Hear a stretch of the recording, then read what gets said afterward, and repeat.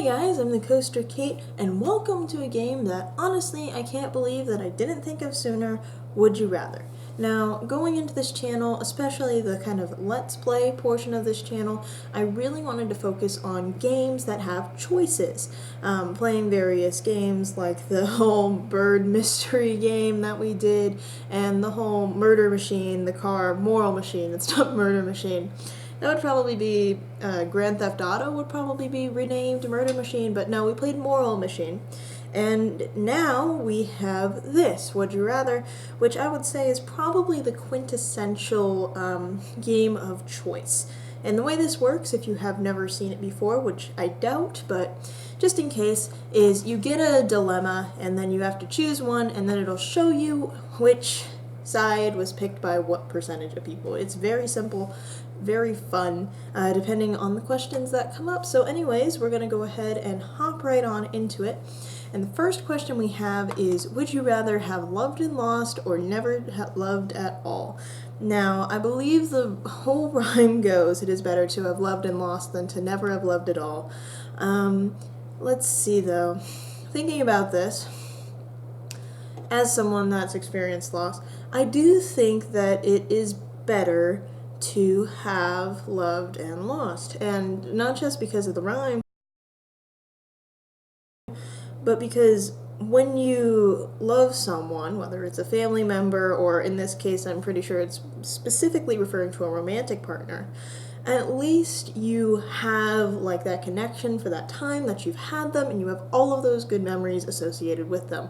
And yes, there will be pain, but the way it works, at least in my experience, is there's this whole period where there's this little bit of pain and it lasts a while and it sucks. I will not deny it sucks. But then after that, all you're left with is just the positive memories of that person, and you know, probably wouldn't give that up for anyone. So at least for me, I'm gonna go with the typical answer of loved and lost. And we got 72% that agree with us and 28% that disagree. Alright.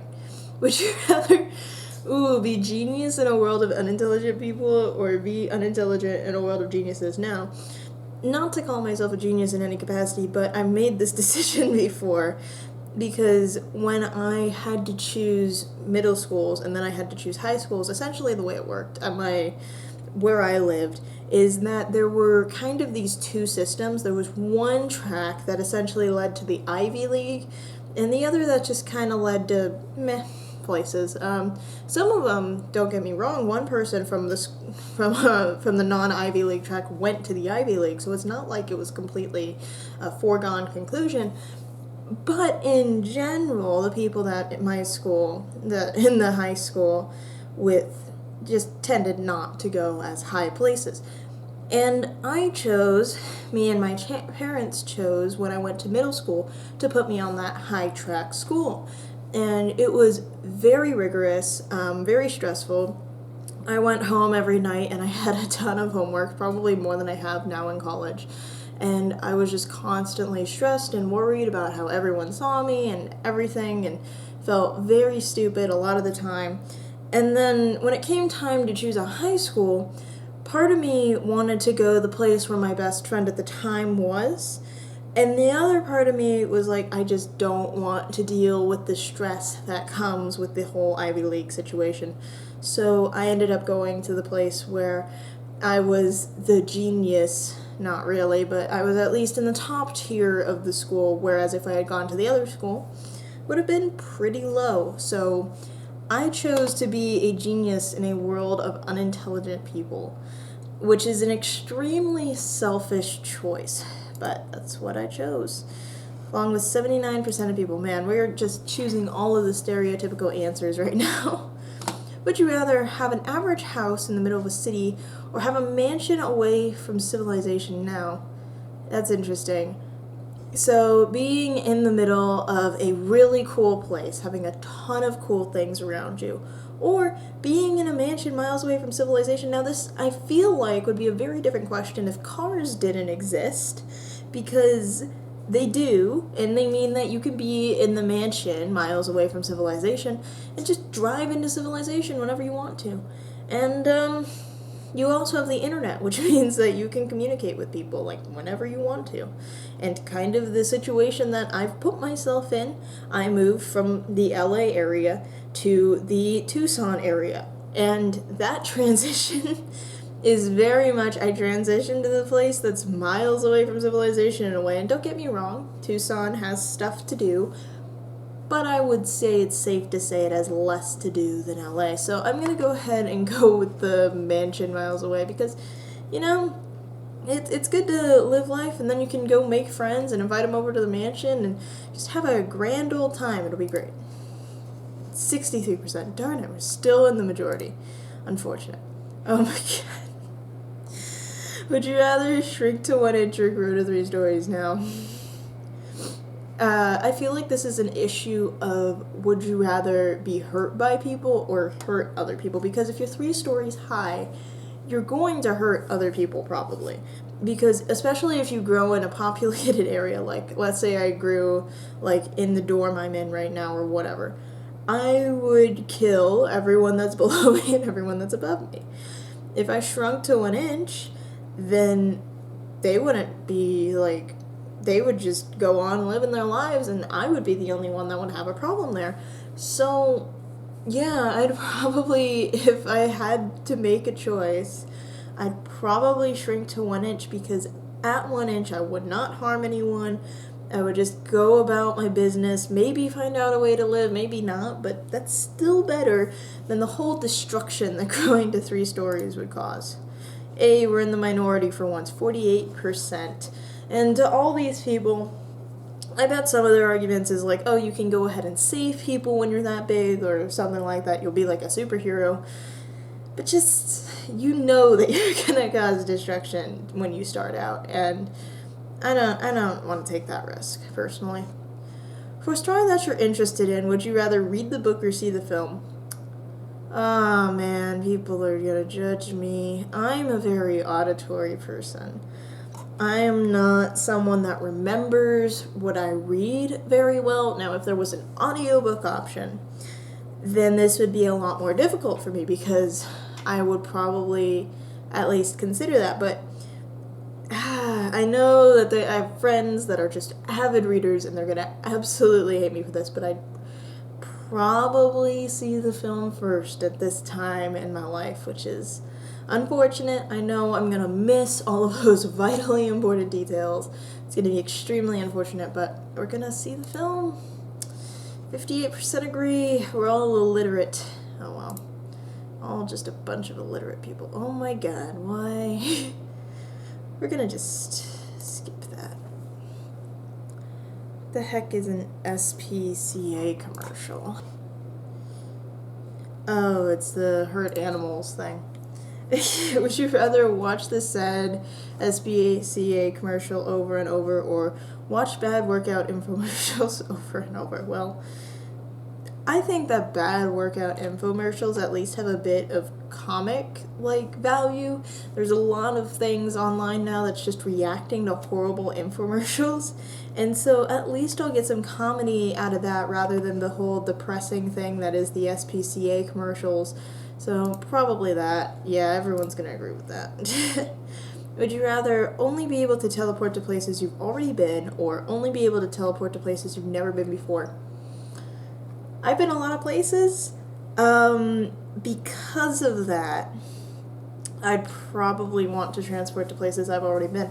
And I know that there's an argument for the places you've never been before because you could go to, like, Mars or another inhabited planet or just, anywhere in space, like, in an instant.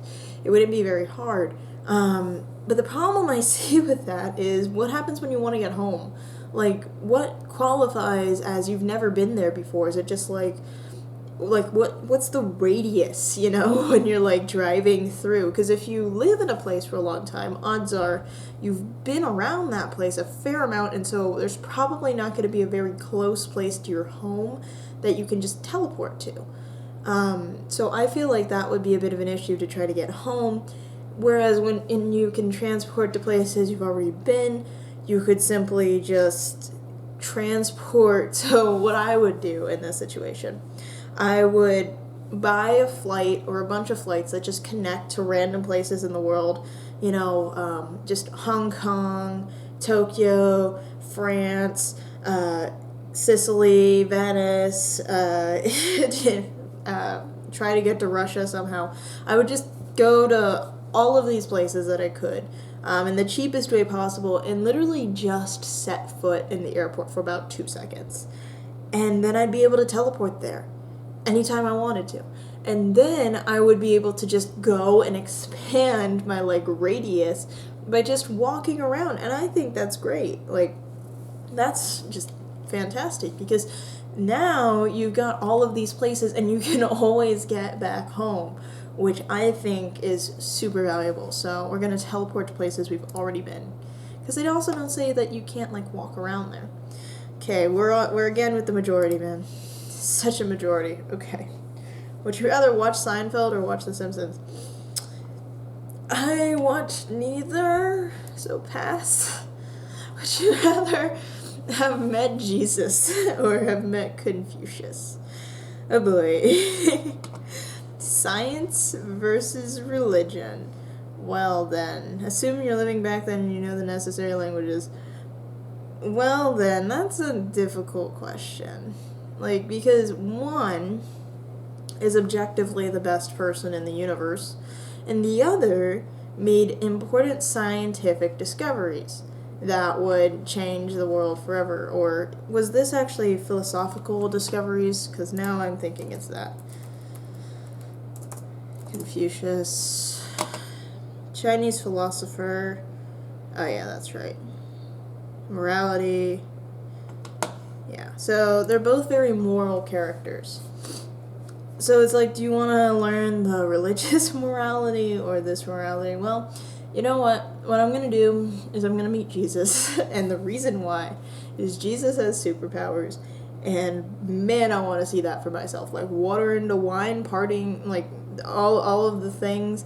I know Jesus didn't part the Red Sea, that was God, but I want to see the miracles. I want to see the healing of the blind and the leprous and all of that. That's what I want to see. I want to see superpowers on earth.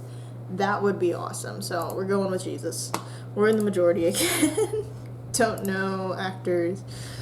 Would you rather dress only in styles famous 15 years ago or dress only the way you did when you were 15? Well, when I was 15, I wore roller coaster shirts and jeans, and since then I have upgraded to t-shirts, kind of formal sometimes, and jeans. So I kind of already dress like I did when I was 15. Dress only in styles famous 15 years ago. Now I have a problem with that because styles that were famous 15 years ago, I just don't I don't like things that are in style. I don't like things that go out of style. So I'd probably rather go back to the roller coaster shirts and just always wearing roller coaster shirts. So we're in the majority again. Oh my gosh, Death Note? Okay. Be able to kill anyone by writing their name in a notebook, or be able to heal anyone of any injury or illness, or revive the dead via a kiss. Okay, well, this is a character progression for you, because I can tell you in middle school, probably would choose to kill anyone, though I'm not sure who I would kill. I would just have that power for, literally no reason. I'd just be yeah, have it. I'd rather be able to heal anyone of any injury or illness or revive the dead via a kiss. I mean, that's such a random thing. But yeah, probably that one, just because seen a lot of it. And, I mean, just how cool would that be? So cool. I think that would be cool. It would be cool, I guess, to kill a villain or something. But the problem with the real world is there aren't too many of these clear-cut villain types. So it's very difficult to justify. In the evil world, in the fictional world, it's a lot easier to justify villains because they might have some gray morality, but typically the things that they do are so heinous that it's still an easy thing. When the main character kills them, we all accept it. But the thing about the real world is there's very few of those types of people. There have been, you've got your Hitler and your Stalin and etc. But very, very, very few in comparison. And I just don't think it would be easy to make those kinds of decisions in our world. So I also feel like it would be easy to go power crazy in this situation. Like, I can easily imagine a situation where you kill someone because you think it's the right thing to do, and then, like, their people start looking for you, and then out of panic, because you don't want them to discover you, you start killing them off, and then it just creates this giant chain. And I know some of you might be like, no, I want to do that. I would just kill the one person and then go into hiding or whatever, but I just don't think that's the answer. I think healing anyone is better. And I also think that, to tell the truth, like, killing someone in this world is kind of more doable than healing someone. Because this says heals anyone of any injury or illness. And there are injuries and illnesses and death that are not curable in today's, like, world. Killing people, very, very doable. So, from practicality standpoint, healing is better, and I bet this is going to be like an 80% majority. I was pretty close, 75%. Alright. Oh, why? Be awake during spine surgery and hear the bones crunching. Or be awake when they twisted an extremely broken arm back into place. Now, ooh, I have never had a bone broken. I'm very lucky in that capacity. Never broken a bone. So, either of these sounds extremely painful. And I honestly, I don't know what kind of anesthetics are going on here. I don't know, like, what the situation is. I'm gonna go with the broken arm. And the reason why is I think if you're having a spine surgery, it's probably a lot more serious than a broken arm. So it's going to be a lot of pain, but, like, at least I know that it'll be okay afterwards. Spine surgery just makes my skin crawl. I don't like that. All right. Here's the last one we're going to do for real.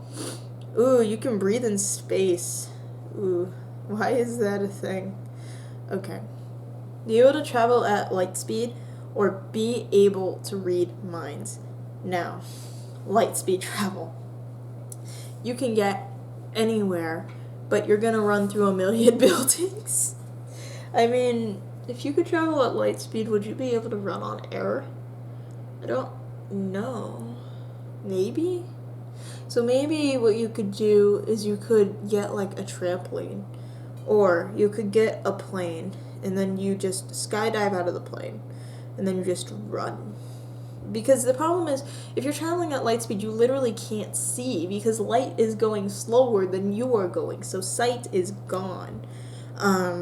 So you would have to just blindly run, probably run some calculations on, like, I need to run for exactly this many seconds so that I can get to the place I want to go. And yeah, that's what you would have to do. Or be able to read minds, which, you know, I'm in college, guys. That means you can, like, win every test. That means you can do everything. Being able to read minds would be extremely useful in a whole lot of scenarios. It also means that if you're ever worrying about what someone actually thinks of you, like I do sometimes, a lot of time, probably more than I should, you would just be able to read their minds and be like, oh, no, they actually don't care about the fact that I was literally 0.2 seconds late to that meeting, or, oh, they don't care about the fact that I did that random thing that I thought was really offensive or harmful, but they just didn't care. They didn't care.